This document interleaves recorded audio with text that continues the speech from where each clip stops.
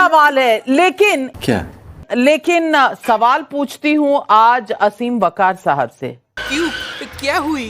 असीम वकार साहब, लूट हुई, लोग कह रहे हैं। क्या क्या क्या क्या? और ये मुसलमान लोग ही हैं। अच्छा, क्योंकि 40,000 ऐसे केस हैं जो लंबित हैं वक्फ के ट्राइब्यूनल्स में। अगर हम करें तो करें क्या, बोले तो बोले क्या। इसमें से 10,000 केस ऐसे हैं जो इन ट्राइब्यूनल के खिलाफ, वक्फ के खिलाफ हैं। यानी कि 1/4 तो रो रहे हैं कि वक्फ का ट्राइब्यूनल सही नहीं कर रहा। और यहां अख्तरुल ईमान साहब जो आपके प्रदेश के अध्यक्ष हैं, वो कहते हैं कि हम गले काटने पे उतर आएंगे। यही है क्या इस देश का लोकतंत्र? और गलत कह रहे हैं कि गले कटवाने पड़ेंगे हमें, तो हम कटवा लेंगे, हम कुछ भी कर लेंगे। मैं पूछना चाहती हूं कि यही लोकतंत्र है, यही संविधान है जो आप देश में लागू करवाना चाहते हैं?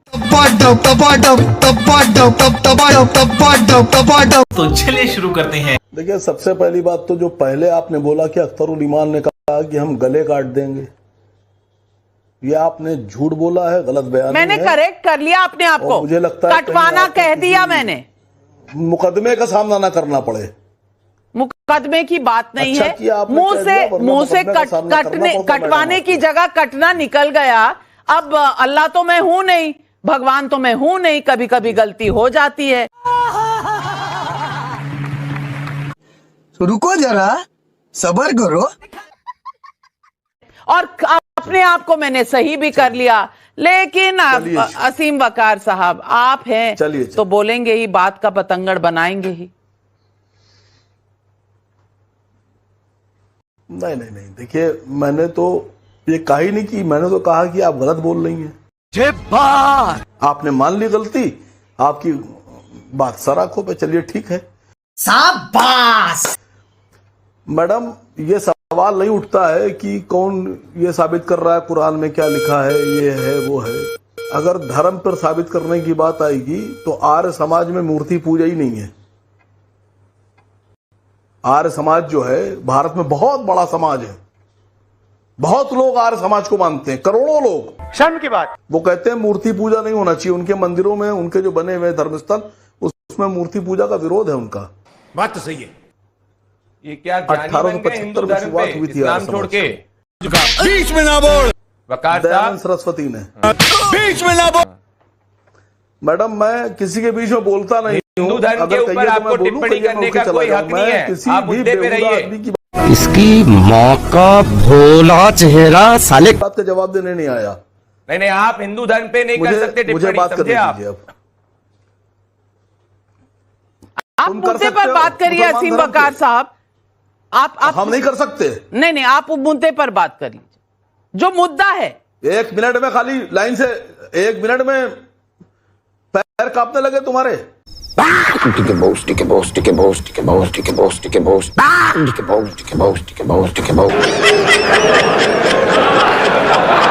अरे मेरे पैर जो है ना, यहाँ पे आके देखिएगा कितने कांप रहे, कितने नहीं, और कौन पकड़ बना रहा है। वकार साहब, अपनी मुद्दे पे बात करिए। हिंदू धर्म के ऊपर आपको बोलने का कोई हक नहीं है। आपके धर्म का सम्मान है, आप हिंदुओं के धर्म का सम्मान करिए। या तो पहले आइए, धर्म परिवर्तन करना है, धर्म परिवर्तन करिए, हिंदू धर्म के अंदर शिक्षा लीजिए, स्कॉलर लीजिए, सर्टिफिकेट लाइए, फिर बात करिएगा। इस तरीके से नहीं चलेगा। जोर जोर से बोल के लोगों को स्कीमें बता दे। जिस हर धर्म का सम्मान होना चाहिए, हिंदू धर्म का सम्मान करिए। मौका दे रही है बोलने का। आप बोले ना, आपको देखिए, तो मौका मैंने जो दिया। कहा था ये कन्फर्म है कि मेरी बात बहुत, हाँ, मेरी बात बहुत बढ़िया हिट कर गई। हमें तुम्हारे लक्षण बिल्कुल ठीक नहीं लग रहा है, तुमसे ना हो पाएगा। ये तो मुझे कन्फर्म है, तभी मिर्चें लगी, तभी बोलने लगे आप। तो आप मिर्चे लगाने आए थे वहां, गले कटवाने, यहाँ मिर्चे लगाने? नहीं, डिफरेंट मिजाज रखता हूं मैडम, मैं दूसरे नेताओं से थोड़ा सा डिफरेंट मिजाज रखता हूं। वो तो दिख रहा है।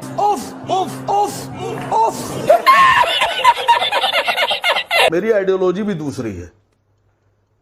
मेरा मानना यह है कि जो लोग सरकार करते हैं, सरकार में रहते हैं, वो चाहे जितना जुल्म कर लें, अब देख तू, जो दिल चाहे कर लें, और चाहे जितनी मोहब्बत लुटा दें, अब देख तू, कोई फर्क नहीं पड़ता है। सरकार में अगर कोई बादशाह मोहब्बत लुटा रहा है तो यह भी उसका फर्ज है, और जुल्म कर रहा है तो वो आगे तैयार रहे। अब तू गया बेटा, अब तू गया, देख तेरी औकात मैं दिखाता हूं तुझे। जिन लोगों ने 700 साल हुकूमत की, उनके परिवार के लोग आज रिक्शा चला रहे हैं मैडम, होटलों में बर्तन मांज रहे हैं। नहीं, पर आप कहना क्या चाह रहे हैं? बड़ा हरामी हो बेटा।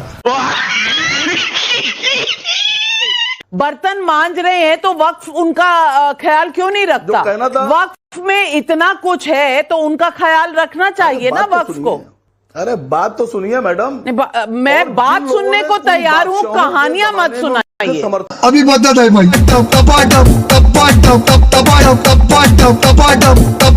पैसा किए थे वो भी रिक्शे चला रहे हैं। सुनिए सुनिए, वो भी रिक्शे चला रहे हैं। जिन लोगों ने नाजायज बादशाहों को, जालिम बादशाहों का समर्थन किया था, वो भी आज बेचारे बड़े परेशान हैं। उनके बच्चे भी रिक्शे चला रहे हैं। आपकी औकात बता रहा हूँ सर, बुरा नहीं मानना सर। तो देखिए, अल्लाह की लाठी में आवाज नहीं होती है, और बहुत घनघना के पड़ती है। क्या बोला तूने? और बहुत घनघना के पड़ती है। दोबारा बोल। और बहुत घनघना के पड़ती है।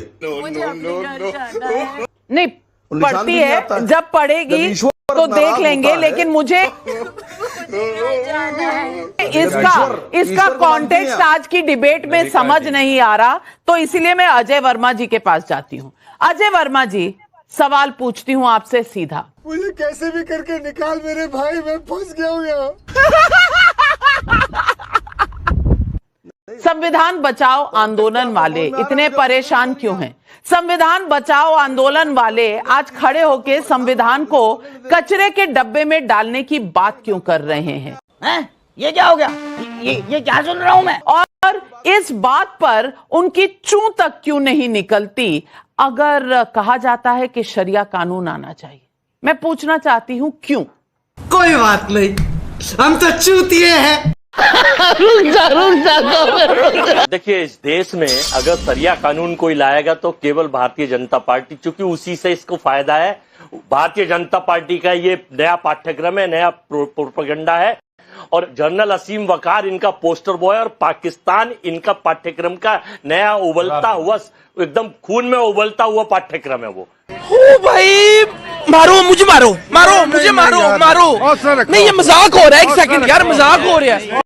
एकदम इन्होंने वक्त बदल दिया, जज्बात बदल दिए, जिंदगी बदल दी। खून में उबल रहा है, तो इसलिए केवल शरिया कानून अगर लाएगा तो इस देश में 145 करोड़ लोगों में वो लोग जो इनके गोविलकर साहब के शिष्य हैं, वो लोग जो सुदर्शन साहब के शिष्य हैं, जो भारत के संविधान में विश्वास नहीं रखते, वो लोग जिन्हें समाजवादियों से प्रॉब्लम है, वो लोग जिन्हें सोशलिस्ट से प्रॉब्लम है।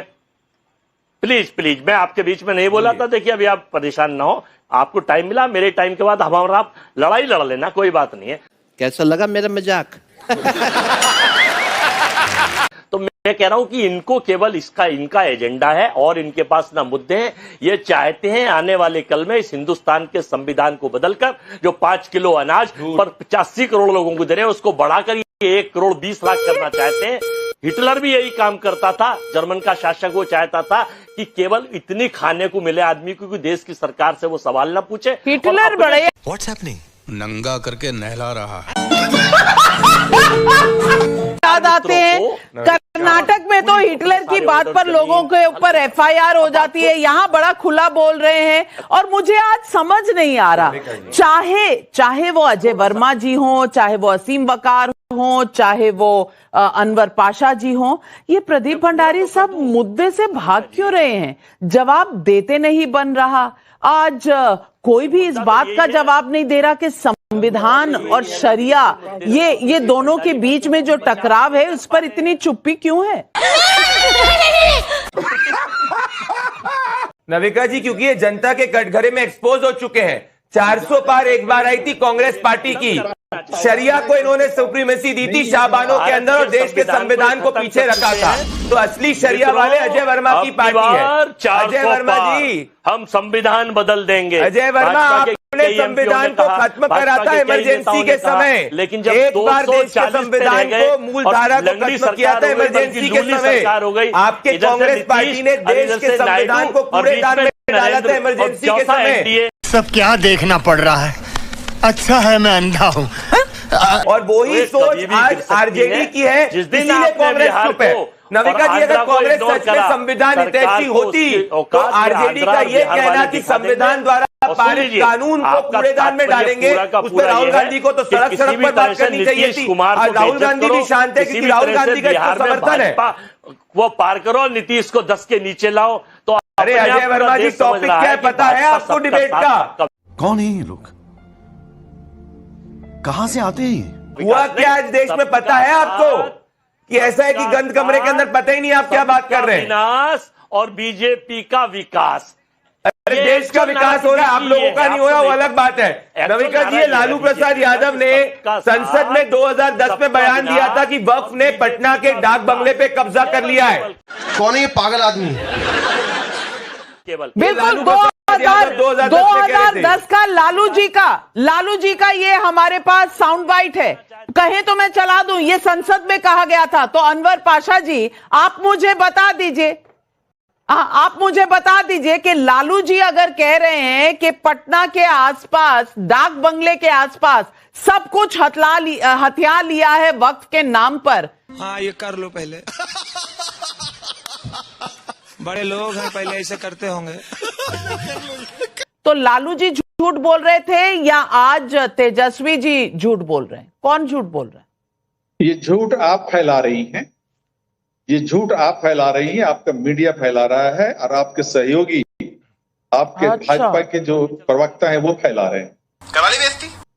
बिहार में आने वाले इलेक्शन में जो कुछ होने वाला है वो दीवारों पर वो इबारत साफ लिखी हुई है। ये रहा वीडियो। उसी को देख करके भारतीय जनता पार्टी और जेडीयू बौखलाई हुई। पापा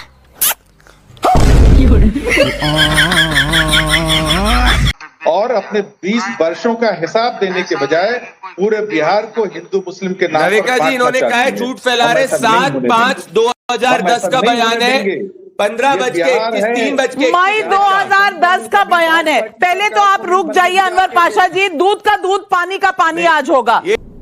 निकल, पहली फुर्सत में निकल। तो साथियों, फाइनली अपनी इस वीडियो का हो चुका है द एंड। उम्मीद है कि आपको हमारी ये वीडियो अच्छी लगी होगी। अगर वीडियो अच्छी लगी हो तो वीडियो को लाइक करके, हमारे चैनल को सब्सक्राइब करके, बगल में बने घंटी वाले आइकन को दबाकर ऑल को सिलेक्ट कर लें, ताकि आगे आने वाली ढेरों रोमांचक व मजेदार वीडियो की नोटिफिकेशंस बिना किसी अड़चन के आपको प्राप्त होती रहे। तो वीडियो को क्लोज करने से पहले साथियों, आप सभी लोगों से गुजारिश है कि यदि आप लोग हमारे चैनल पर नए हैं तो चैनल को सब्सक्राइब कर लेना, और हाँ, वीडियो को लाइक करना तो बिल्कुल भी मत भूलना, क्योंकि आप लोग वीडियो तो देख लेते हैं पर वीडियो को लाइक और चैनल को सब्सक्राइब करना भूल जाते हैं। तो जल्दी से जल्दी लाइक और सब्सक्राइब भी कर लो यारो, क्या जाता है आपका, इस पे पैसे थोड़ी ना पड़ते हैं।